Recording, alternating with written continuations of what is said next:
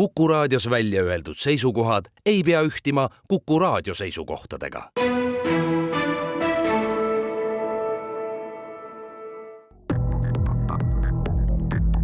Krimiraadio.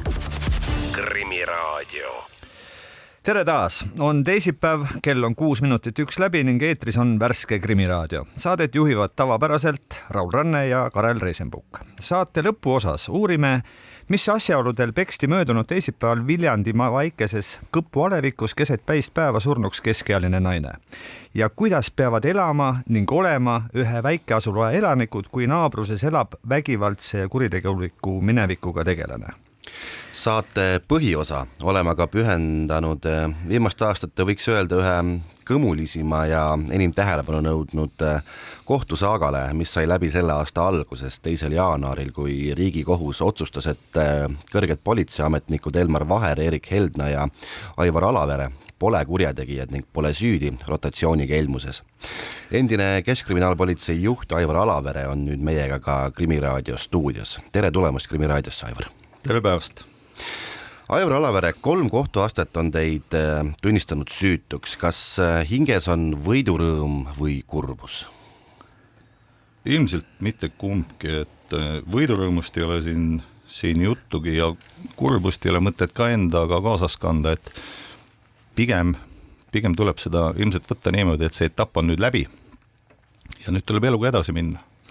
Sest ega sellega nagu harjuda ei olnud võimalik, et ta oli nii ebareaalselt sürrealistlik asi esimesest hetkest peale, et justkui niisugune 2 aastat, 9 kuud ja 11 päeva väldanud halb unenägu.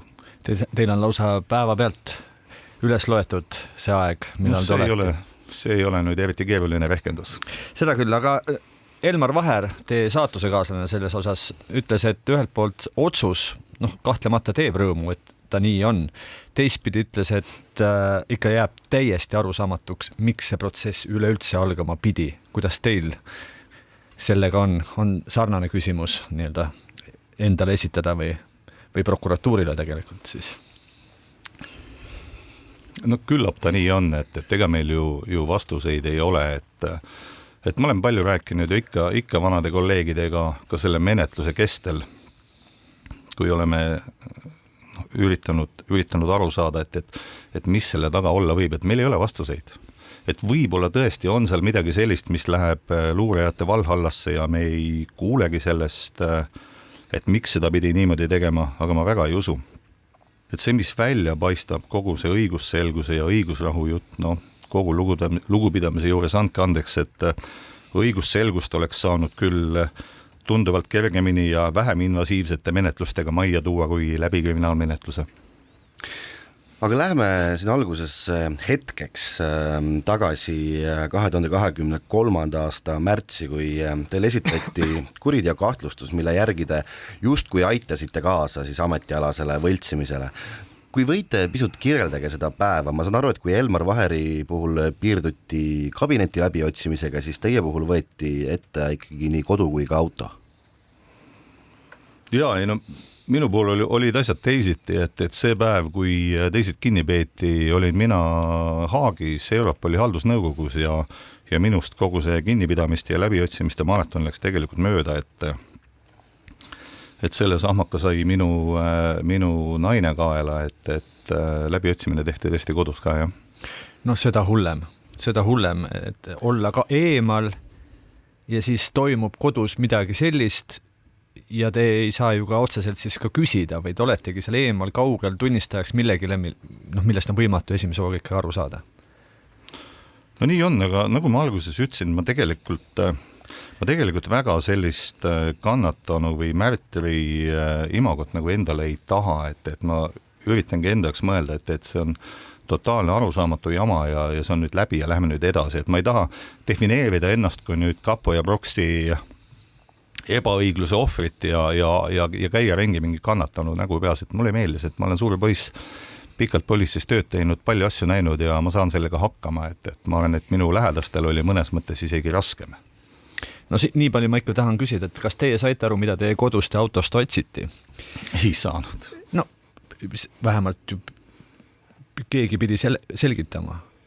mida otsiti. No ei saa ju olla, et majast tuuseldavad mingisugused inimesed, politseinikud ja sa ei teagi, mida nad otsivad. Läbi otsimisel ju tutvustatakse, mis kriminaalmenetlusega seoses uurimistoiming tehakse, et ma Elmari intervjuust kuulsin, et tema läbiotsimise loa andis kohtunik, minu elukoha läbiotsimise loa andis kiireloomulisena prokurör. Ma küll ei kujuta ette, kuidas see sai tekkida kiireloomulisena, kui pool aastat oli seda asja nagu menetletud, aga see selleks, et et ma mõistan, et kui te küsite mult provokatiivse küsimuse, et milliseid Helna rotatsiooniga seonduvaid tõendeid otsitakse minu naise spordikotistega, siis vastust ei ole, et ma pigem arvan seda, et nad võtsid sellise lähenemise, et teevad menetlustoiminguid nii nagu täisprogrammiga, nii nagu tehakse. Andke mulle andeks, aga mulle paistab see ikkagi sedamoodi, et võib-olla et väga ei otsitudki midagi konkreetselt, vaid eesmärk oli teie positsioonis alandada. Näidata koht kätte, me võime teha seda, kui tahame. No sellisele arvamusele vastuse saamiseks peaks minu asemel istuma siin keegi teine. Pisut sellest menetlusest rääkides võib-olla laiemate järeldusteni me jõuame selles saates natuke hiljem, aga mis see teie jaoks ära rikkus? Millest on teil kõige rohkem kahju? No, punkt 1, ta võttis võimaluse panna väärikas punkt 25-aastasele teenistusele Keskkriminaalpolitseis ja 31 aasta pikkusele teenistusele politseis üldse. Et ega ma iseenesest pidin pensioneeruma nagunii 8. mail, et see oli ammu juba kokku lepitud, et lihtsalt ma ka halvas unenäos ei suutnud ette näha, et ma pensioneerun kahtlustatavas staatuses, et põhimõtteliselt karjääri lõpp ikkagi ju valati sopaga üle ja ega midagi teha ei ole, ma ütlesin kogu aeg seda, et kui sa sinna laulu sisse oled sattunud, ega siis sellest enam välja ei pääse, et lähevad mõned aastad mööda ja kuidas see veneaegne ütlus oli, et kas tema varastas või temalt varastati, ei mäleta, midagi seal vargusega oli, eks me oleme samamoodi selle sopa sees ja ma arvan, et ka edaspidises elus, kui meid guugeldada kuskilt, siis üks nii-öelda põhiline vaste, mis meie nimedega tuleb, on ikkagi see õnnetu kriminaalmenetlus. Paraku see nii on ja see on vast tõesti väga, vast kõige kurvem selle loo juures, et enam keegi, ütleme mitte mõne kuu pärast keegi enam ei mäleta, mis seal oli, kes seal oli, aga midagi oli ja nii jääb ja see on selle asja kõige kurvema pool. Ma ei tea, kui ma USA viisa taotlus peaks tegema ankeeti täitma, ma ei tea, mis küsimused seal täna on. Me rääkisime siin, sa ise ka mainisid, et sa ei taha, et olla sellises nii-öelda ohvri rollis, aga on sul hinges ka mingisugune ikkagi teatud solvumine, kas selle asja arhitektidele kättena annad? Solvumine kindlasti on, aga mul ei ole sellist institutsionaalset viha nagu kogu prokuratuuri peale või kogu kapo peale, absoluutselt mitte, et ma paar päeva tagasi eelmisel reedel kogemata Pärnus Bensukas kohtusin 2 vana kapo tegijaga, surusime ikka käppa, rääksime 2 sõna muhedat juttu ja et ma olen arvamusel, et ega see asi on ikkagi orkestreeritud väga kitsa ringkonna poolt, et mis ma nüüd ikka seda viha või solvumist kõigi vastu edasi kannan ja prokuratuuriga sama lugu, et ma ju tean, kui palju seal töötab väga tugevaid professionaalseid prokuröre, kes on oma elu pühendanud kuritegevuse vastasele võitlusele ja kes sõna otseses mõttes nagu, kellega ma olen aastaid, et mitte öelda aastakümneid ühes paadis olnud, et ega siis need inimesed on minu elus jätkuvalt alles, et õnneks nad ei ole kuhugi kadunud. Isegi kui see vahepealne 2,5 aastat oli nagu selline ebamugav moment, et ega nad mulle selga ei keeranud, ega pilku maha ei löönud. Aga sellest kitsamast ja sellest laiemast ringist räägime edasi pärast väikest pausi. Krimiraadio.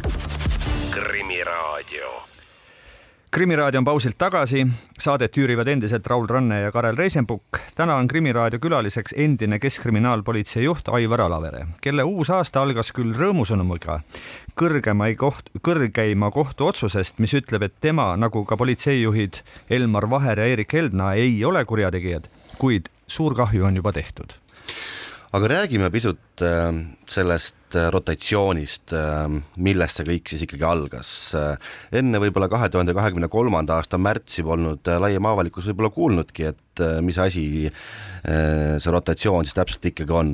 No kirjeldage veidi, et mis protsess see siis oli, mille pärast te tahtmatult viimased 3 aastat peaaegu oma elust pidite olema uurimis- ja kohtualused? Heldna rotatsiooni või rotatsioonide olemust üldiselt?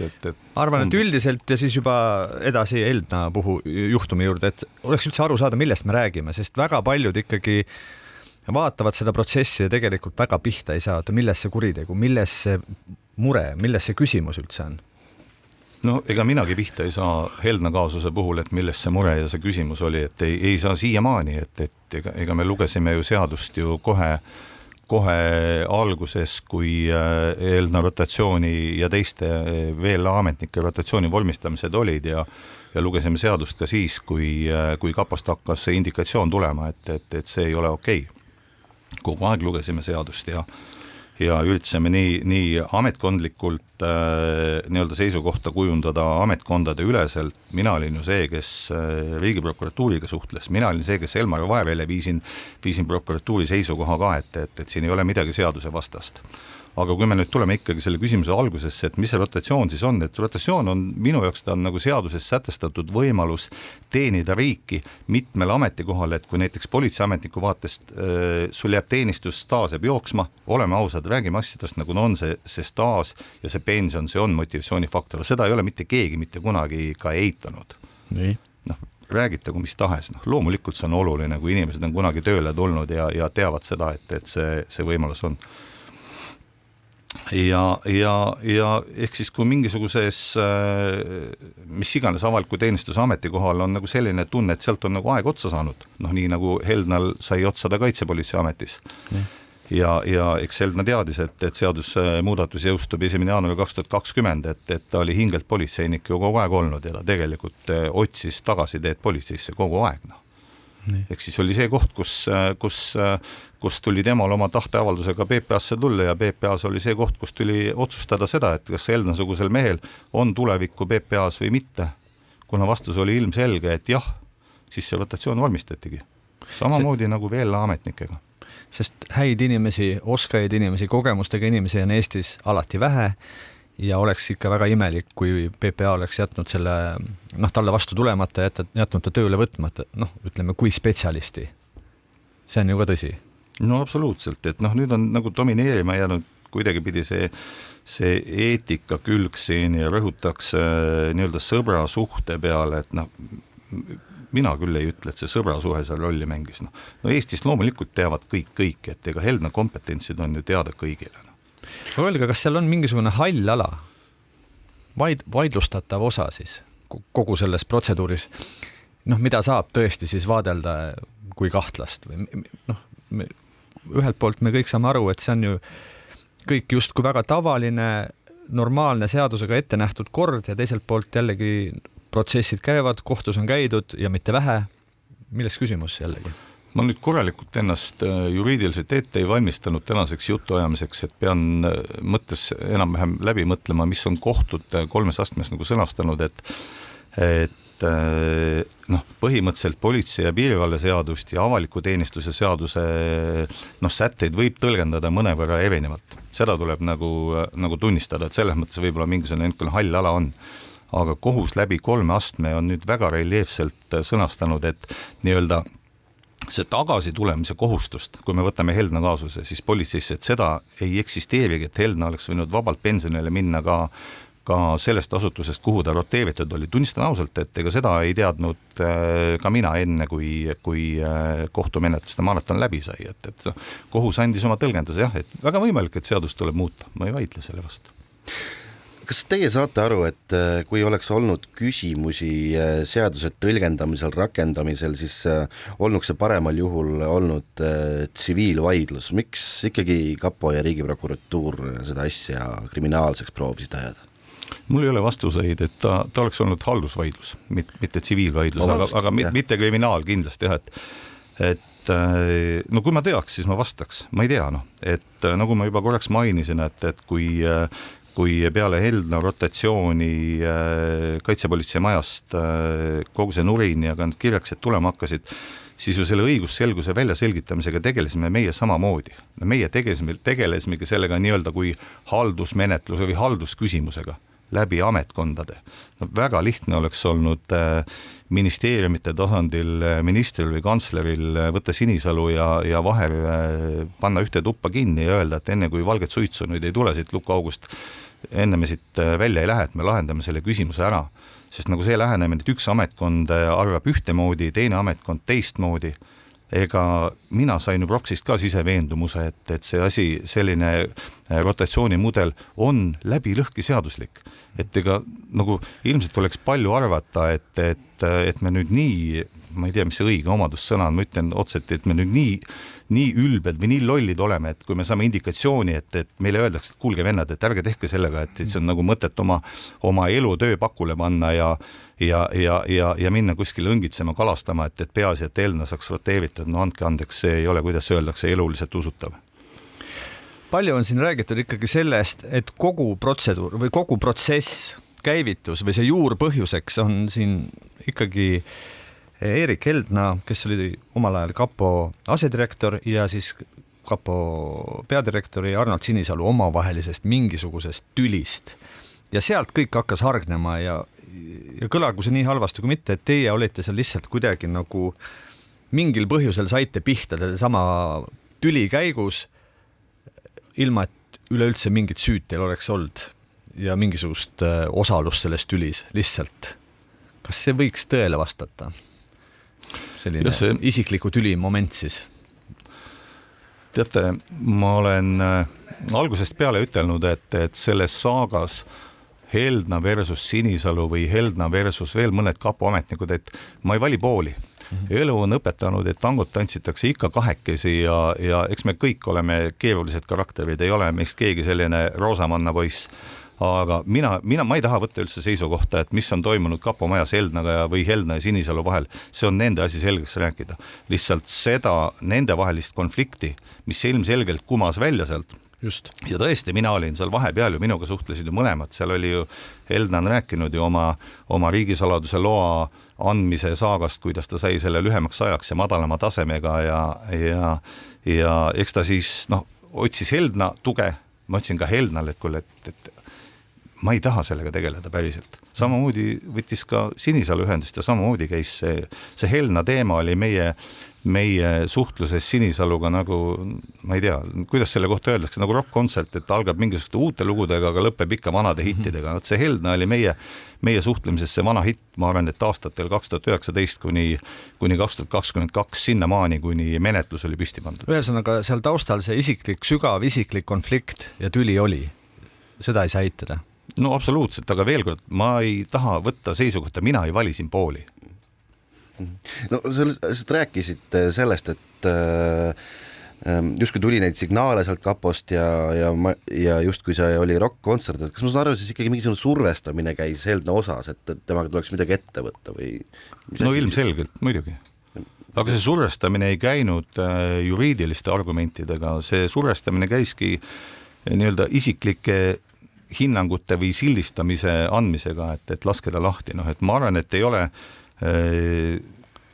Elmar Vaheril ja minul olnud ühtegi teist teemat, kus me oleme omavahel vaadanud otsa üksteisele, et kuule, et mida see Heldna teinud on, et öeldagu siis midagi konkreetset, et lõpetame selle asja ära siis, aga kui ei tule. Ma ütlesin kohtus ka, et see asi mingist hetkest hakkas lihtsalt eneseväärikuse peale käima, et vahet pole, mis asutus, aga ükski asutus Eestis ei saa oma tahet peale suruda ilma seda korrektselt argumenteerimata. Kuulge, aga see kõik näeb niimoodi välja, et ühelt poolt siis teid ja Elmar Vaherit siis survestati, et te võtaksite mingisuguse sellise seisukoha Erik Heldna suhtes. Kui te seda ei teinud, siis tabas teid kättemaks. Ja kas Eesti Vabariigis käibki nii, et mingisugune ametkond siis ütleme ei löö risti ette, kuni võib öelda ka sellisel puhul, et ja maksabki kätte ja viibki teid kohtusse ja väntsutab teid seal ja rikubki maine ära ja rikub teie karjääri lõppu ära puhtalt kättemaksu pärast? Ma ei julge seda diagnoosi anda. Te ise kirjeldasite seda, ma ei taha kõlavaid pealkirju enda nime tahas ja ma ei tea seda. No see näeb nii välja. Vaevabki see küsimus, et mis on selles asjas sellist, mida ma täna ei tea. No, Arnold Sinisalu ütles pärast Riigikohtu otsust, et tema jaoks on saabunud õigusrahu. Ma eeldan, et teie jaoks pole ei õigust ega rahu selles asjas. Minu jaoks saabus õigusrahu sellel teemal juba, ma arvan, et see oli 12. jaanuar 2022, kui me Politsei- ja Piirivalveameti õigusbüroo juhi ja ühe riigiprokuröriga vaatasime selle asja lõhki läbi. Ka haldusküsimused, ka rotatsiooni aspektid, mitte ainult nii-öelda kriminaalõigusliku käsitluse. Et minu jaoks oli juba sellel hetkel nii-öelda see õigusselgus justkui saabunud. Lihtsalt tundub, et nagu prokuratuuri saeti ka 2 eraldi liini veel samal hetkel või siis lihtsalt valetati või jäeti midagi rääkimata, ma ei tea. Kas te olete nõus Postimehe ajakirjaniku Mikk Saluga, kes ütles, et ühelt poolt see protsess, mis puudutab siis Elmar Vaherit, Erik Eldnat ja Aivar Alavere, on justkui mingisuguse konkreetse lõpliku otsusega lõppenud, aga teiselt poolt see protsess tõstis üles küsimused, millele tegelikult ei ole vastust. Me võime öelda, et see protsess alles algab nüüd. Me hakkame alles nüüd ühiskonnana küsima, mis toimub, mismoodi see asi üldse võimalik oli ja mida teha, et nii ei oleks. Kas olete nõus? Laias laastus olen nõus küll, aga kui te küsite, et kuidas seda nii-öelda vältida, ega mul kohe mingisugust nagu sellist võluvitsa ei ole. Et siin on meediast ka mitmel korral läbi käinud nagu ettepanek, et prokuratuur peaks nagu vabandama, et ma ei ole, see võib kõlada nagu kummaliselt, aga ma ei ole sellega päris nõus, et ega enamik nii-öelda õigeksmõistmisega lõppenud kriminaalmenetlusi, mis on õigusriigis täiesti normaalne, kusjuures ega nad ei lõppe ju sellega, et ei ole koosseisu või ei ole ühtegi tõendit. Enamik lõpevad ikkagi sellega, et oli mingisugune vimka, tehti rikuti mingit menetlusnormi või kuidagi muud pidi nagu slikerdas kahtlustatav või süüdistatav ennast sellest välja. Meie asjas ei olnud nagu koosseisu, et ma ei tahaks nagu kelle eest see prokurör vabandab, et kui on laip nuga seljas, on kahtlustatav ja siis ma ei tea, tunnistaja kaob ära või midagi muud muutub, et mina küll ei tahaks see prokurör olla, kes peab vabandama hakkama selles, et ma seda personaalse vabandamise lähenemist ei poolda ausalt öeldes. Küll aga seda, et kui meie kaasuse näitel, et kui on ilmselge ühest kohtuastmest läbi käinud juba ja väga reljeefse otsuse saanud, et siin puudub kuriteo koosseis, siis selleks, et sellega nagu edasi minna ja veel kord edasi minna apellatsioonimenetlusse, kassatsioonimenetlusse, et siin peaks olema küll nüüd nagu selline parim pingutus antud selles justiitsahelas, et kas sellel on ikkagi mõtet. Sest midagi uut selle tegelikult ei tulnud. Ega kaitse juba eelistungil andis taotluse, et see asi tagasi saata, et tema nimetas seda, et see süüdistus on ebaseaduslik, aga on nagu on, mina ei oska siin positsiooni nagu valida, et ei ole nii palju kompetentsi, aga selleks, et sa nagu lähed tõesti lõpuni, see on minu meelest lubamatu. Ega teine kaasus on näiteks Kaja Lemberi kaasus, ma natuke mäletan, see on Keskkriminaalpolitsei menetletud kohtueelne menetlus ja seal me loeme iga nädalaselt, nagu on lugu prokuratuurist, nii loeme sellest õnnetust juuksuriarvest, ma ei mäleta, oli ta 7 või 9 eurot. No ma mäletan selle algust ja seda, kuidas seda menetleti, et peale prokuratuuri saatmist vahetus seal prokuröri ja põhimõtteliselt see põhiasi läks seal lihtsalt hapuks, aegus ära. Ja nüüd ongi see koht, et prokuratuuril peaks olema ka nagu nii palju tarkust, et kui sa juba lasid selle põhiasja hapuks, ära mine selle naeruväärse mingi 7 eurose juuksuriarvega torkima, et äkki saame midagi peale. Seda 7 eurost juuksuriarvet ei andestatagi meile. Sellest ja teistestki sarnastest kaasustest räägime pärast väikest pausi.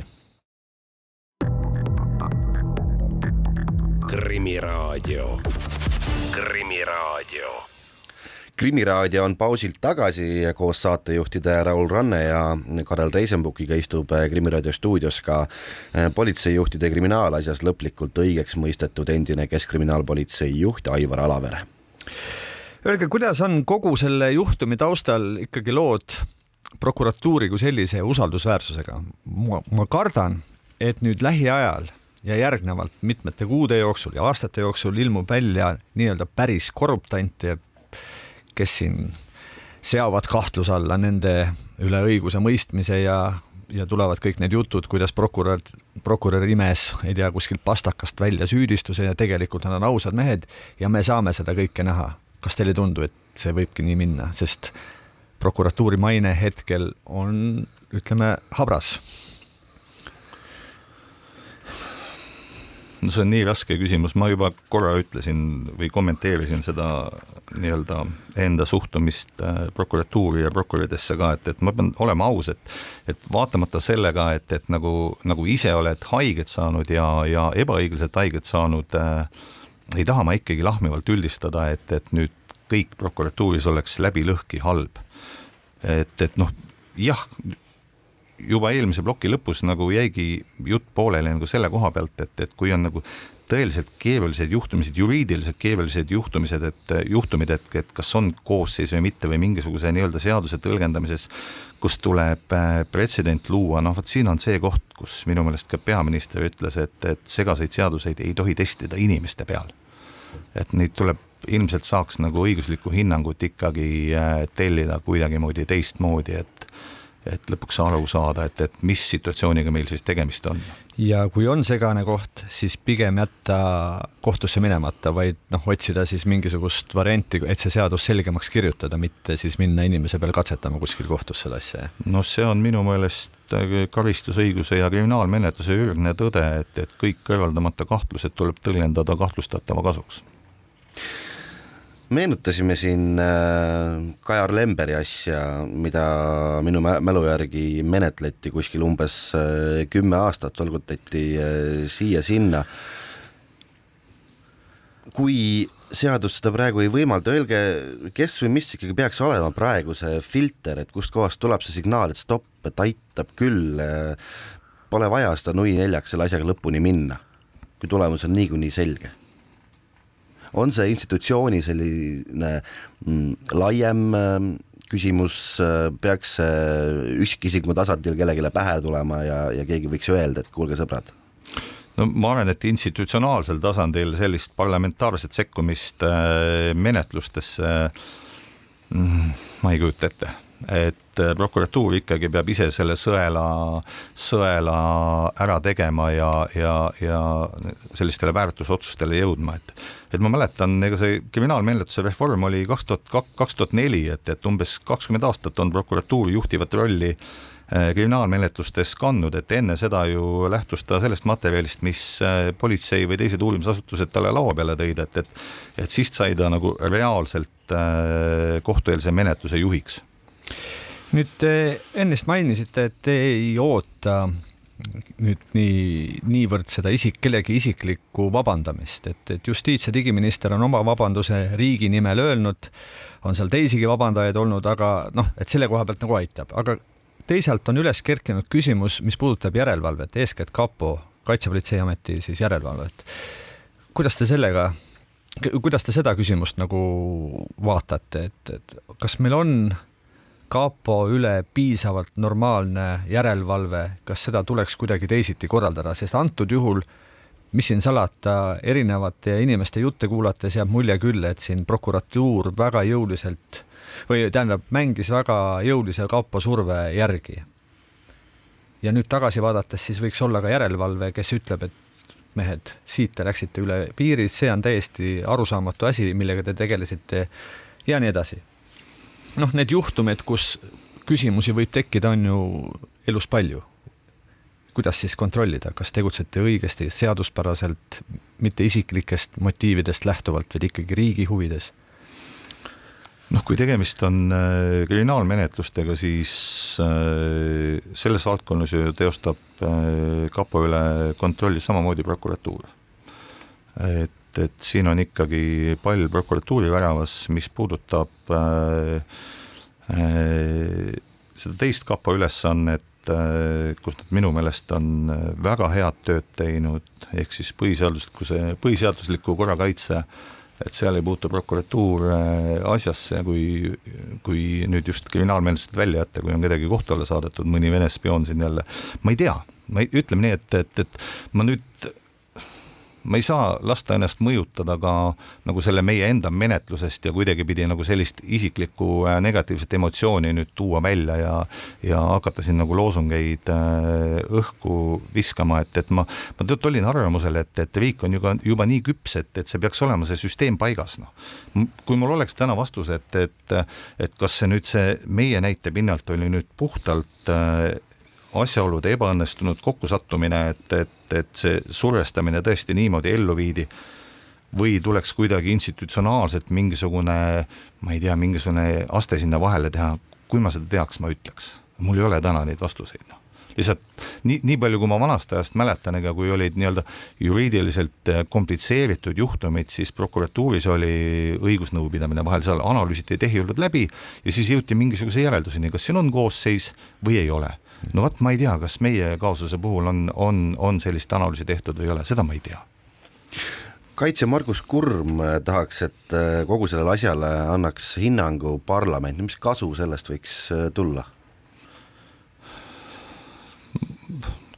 Ma arvan, et sellest võib tulla võib-olla selline distsiplineeriv efekt võib-olla, et lihtsalt prokuratuuri juhtkonnal on siis justkui mingisuguses mõttes mingi, ma ei tea, aruandluskohustus mingi parlamendikomisjoni ees. Aga ma absoluutselt ei poolda seda, et poliitikud hakkavad sekkuma menetlustesse. Ja lõpetuseks, mis edasi saama hakkab? Me teame, et Elmar Vaheris saab Kaitseinvesteeringute Keskuse peadirektor. Erik Heldna aitab politseil kriisideks valmistuda.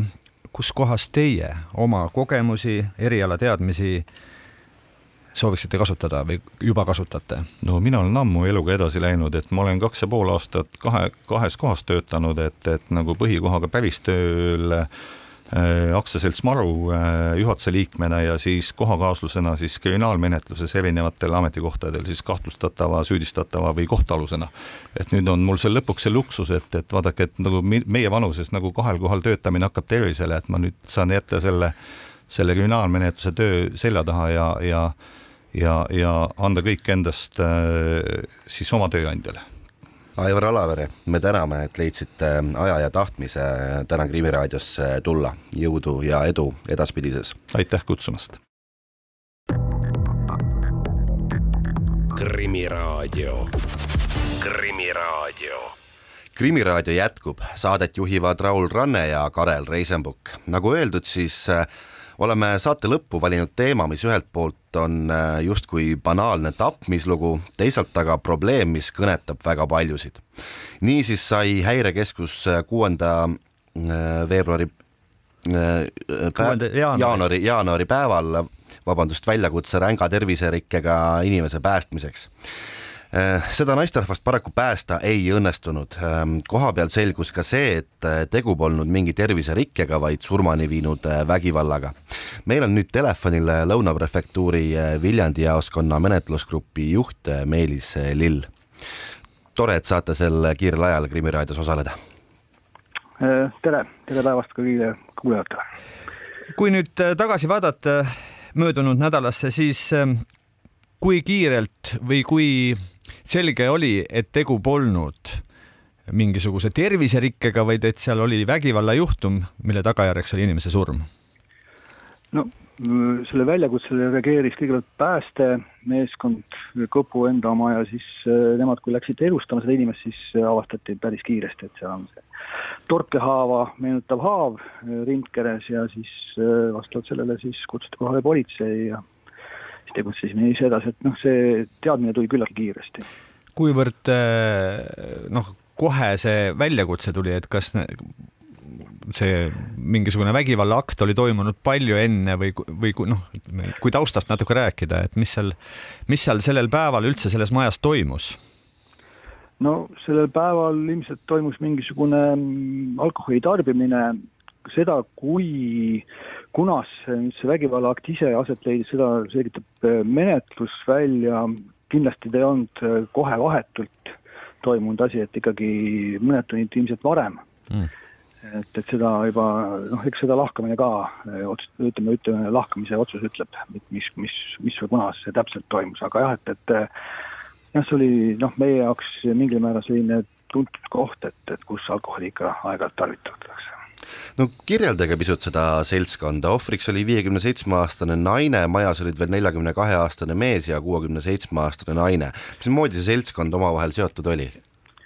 Nüüd see vanem naisterahvas ja siis see meesterahvas on omavahel lähisuhtes, ehk siis on tegemist ema ja pojaga ja nüüd see kannatanu, ehk siis hukkunu oli siis selle mehe elukaaslane. Ja see maja ise kuulus sellele hukkunule. Hukkunule, nii et see ema ja poeg olid seal külas justkui, jah? Nad elasid seal pigem niimoodi. Soo. Ajakirjanduses on juttu olnud, et mees oli varasemalt vägivallakuritegude eest karistatud ja selles mõttes ka politseile teada isik.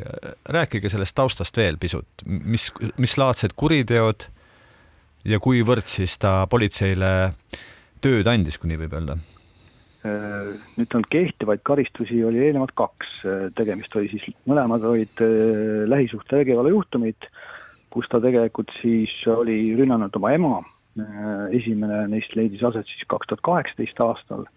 Selle eest ta sai karistada ja siis teine oli 2024, et ehk siis küllaltki värske juhtum. Aga tal on ka eelnevaid karistusi, mis on küll kustunud, aga ka eelnevad need karistused viitavad sellele tema vägivaldsele käitumismustrile pigem. Ma saan aru, et üks tapmislugu ikkagi on seal ka kuskil nii-öelda taustal ja kus ka siis ka ema miskit moodi seotud on. Saate te lühidalt kirjeldada seda?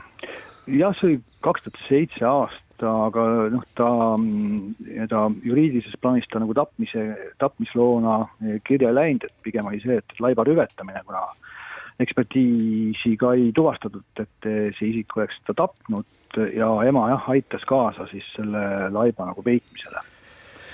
Et sellest sai ta karistada ja tegelikult on tema puhul ka varasemalt üks sajandi vahetusel olnud lugu täpselt 2000 aastal, kus ta samamoodi ühes vägivaldses kuriteos osales, kus ta sai ka karistada ja siis oli ta alaealine veel.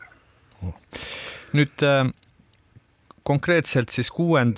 jaanuaril toimunud kuriteo juurde tagasi tulles, siis te mainisite, et see seltskond üldisemalt oli politseile tuttav. Kärakad seal võeti ja mitte ükskord, vaid sageli ja et selles mõttes ka küla naabritele suhteliselt tülikas seltskond. Olen ma õigesti aru saanud? Suuresti jah, et nimetaksin pigem niimoodi, et see ema ja poeg olid sellised, kes olid meile varasemalt nagu tuttavad olnud pigem. Aga ohver mitte? Ohver küll mitte jah, niivõrd, et pigem jah, see poeg oma kriminaalse mineviku poolest ja siis ema ka, et just sellesama selle nii-öelda käraka võtmise pärast olid need tülid ka varem alguse saanud. Ja ma tean, kas nüüd praeguseks on nii palju ütlusi antud, et teil on aimu, mis see viimase kuriteo nüüd motiiviks oli, mis seal siis käivitas kogu selle protsessi, et inimene lõpuks ikkagi surnuks löödi? No kõiki asju praegusel hetkel veel öelda ei saa, sest menetlus käib, mõned asjad on veel selgusetud, mis selleni täpselt selle kurva tulemuseni viis, et oleme küll rääkinud ka selle kahtlustatava endaga, aga menetluse huvides me kõik paraku praegusel hetkel nagu avalikustada ei saa. Kui laiemalt pisut seda lugu vaadata, siis ei ole see paraku sugugi haruldane. Eestis leidub ikkagi piisavalt külasid, asulaid, alevikke, kus elab keegi, kellel on ränk ja vägivaldne taust, politseile tuttav. Mismoodi politsei tavaliselt säärase potentsiaalse ohuallikaga tegeleb? Ma ei tea, kas kohalik konstaabel teeb visiite, kontrollib? Oleneb kõik situatsioonidest, kui on nagu lähisuhte vägivalla juhtumitega tegemist, kus ei ole sellist vägivalda, mis nagu viiks kuriteoni, siis ikka on politseil kohustus just piirkonnapolitseiku näol käia aeg-ajalt seda aadressi kontrollimas. Kindlasti teeme koostööd sotsiaalvaldkonnaga, et sotsiaaltöötajad annavad meile kindlasti tagasisidet, kui on mingisugused sellised juhtumid olnud, või siis läbi ka meditsiiniasutuste näiteks, kui isik satub mingi vigastusega kuhugi vastu võtta, et siis ka sealt on tegelikult meile infot tulnud, et kõik see ja muidugi kindlasti naabrid ise, et ma tean seda, et selle varasemalt selle isiku osas, kus ta emale nagu kallale tungis, siis tegelikult ta andis infot meile edasi üldsegi naaber, et kellele ema nagu oli rääkinud. Et vahetevahel on ka see, et need kannatanud ise nagu ei julge teavitada ja siis ongi tähtis just see, et see kogukond märkaks pigem sellist imelikku käitumist. No sinna ma selle jutuga tahtsimegi jõuda, et kuivõrd üks kogukond, kuhu on maandunud siis keegi vägivaldse kriminaalse minevikuga tegelane, saab reageerida ja mida ta võib teha, sest on selge, et selline inimene on moel või teisel ohuallikas, liiatigi, kui ta on seal ka napsisõber liiga suur ja kuidas hoida ära võimalikku kuritegu, võimalikku tapmist? Kui meil oleks selle jaoks kuldvõtk olemas, et me kõik tapmised oskaks ära hoida, siis oleks maailm kindlasti tublisti ilusam ja toredam. Aga mida saaks teha, on puhtalt see, et teavitamine, sekkumine, sekkumine ei ole see otseselt, et ma lähen kedagi noaga vehkivat inimest nagu takistama, et selle jaoks on hoopis teised jõud, aga lihtsalt sekkumiseks saab lugeda ka see, kui lihtsalt ma teavitan, et on sellel aadressil toimumas mingi jooming ja kus võib olla ka keegi kannatanu, kõik need annavad meile nagu õiguse siis politsei poole pealt või võimu poole pealt sekkuda sinna, käia kontrollimas, vaadata, mis seal on, et kõik juba see, et kui me teavitame nendest naabritest, juba see annab kannatunule rohkem nagu sellist lootust, et abi saabub. Aga kui nüüd päriselust rääkida, kuivõrd sageli te ikkagi käite kontrollimas, sest eks neid aadresse on palju, kus käia ja kui seal keegi naaber ütleb, et talle tundub, et see kunagine kurjategija või äsja vanglast tulnud kurjategija tundub, et võtab napsu, et kas te selle peale ikka lähete välja või teete midagi?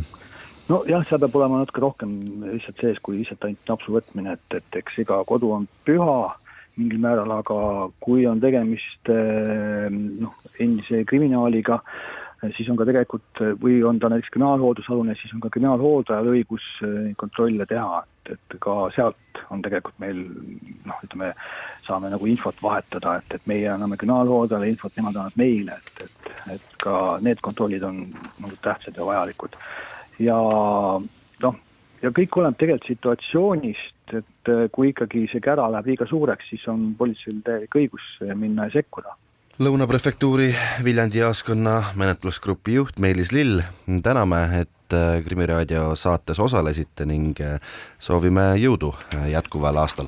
Aitäh!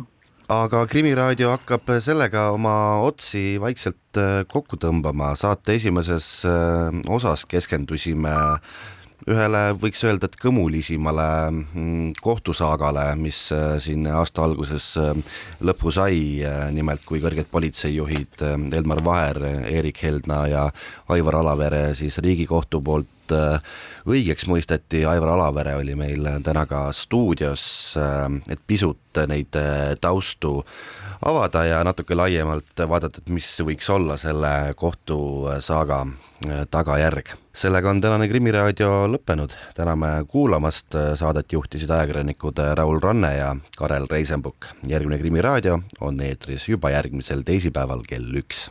Kuulmiseni. Krimiraadio.